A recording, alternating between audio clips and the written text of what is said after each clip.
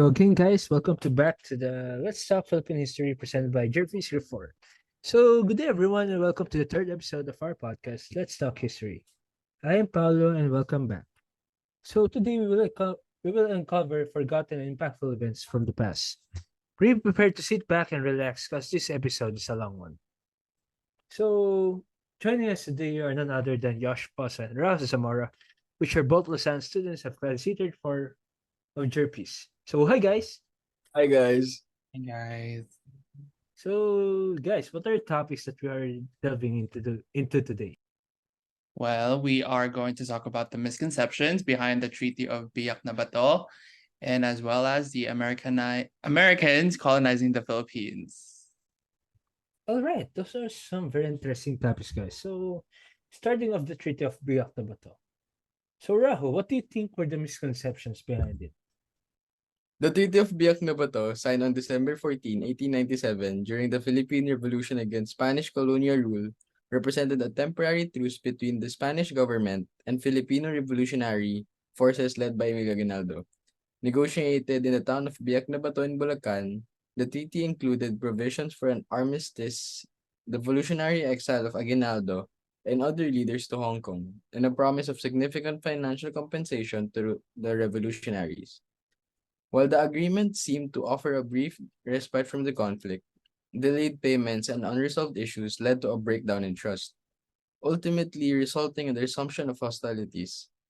The Treaty of Biak na Bato, though not bringing about a lasting peace, played a crucial role in the larger narrative of the Philippines' struggle for independence, setting the stage for subsequent developments in the quest for self-rule. That is very interesting. Yeah, it is. So, one common misconception is our independence.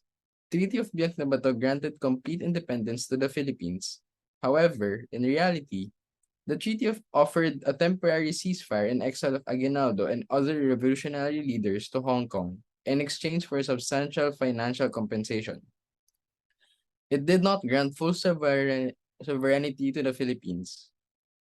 Another misconception is that some view the signing of the treaty as a sign of failure on the part of the Filipino revolutionaries.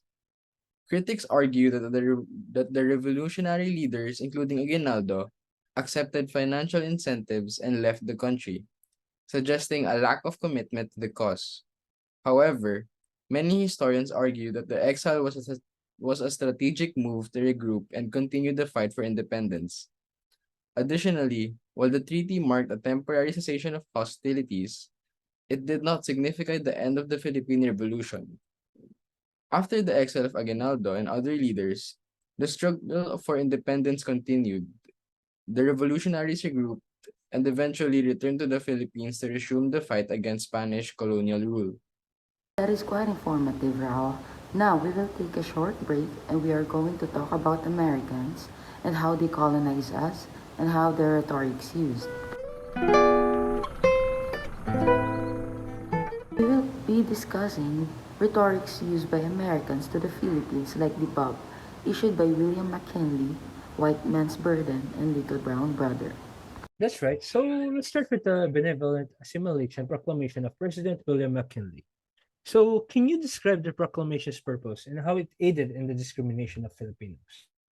Yeah, sure. So the Benevolent Assimilation Proclamation was issued by the President William McKinley in December of 1898, where it promises us Filipinos that Americans can improve our lives and develop as a country. However, in reality, it led to policies like military suppression, dismissal of revolutionary governments, appointing military governors, censorship, and control of media, restriction of freedom of assembly and expression, introduction of the American educational system, land policies, imposition of the English language, and the denial of full representation. This led to armed conflicts with revolutionary forces who were fighting for independence. Dismissal of revolutionary governments also led to delegitimize the aspiration of Filipinos for self-determination and independence. Restriction of freedom of assembly and expression imposed limitation on public gatherings and demonstration. fear apprehension, they might be utilized to organize resistance to American control. Yeah, that's right. So after that, the introduction of the American education system aimed at Filipinos assimilated into American culture. This often involves eliminating or depreciating our language and culture. The land policies were made to favor American investors and plantation owners over Filipino landowners. Introduction of English language limited the access to education and the exclusion of native languages. Filipinos were not given full representation in the colonial government by the United States. The majority of decision making remained in the hands of the Americans.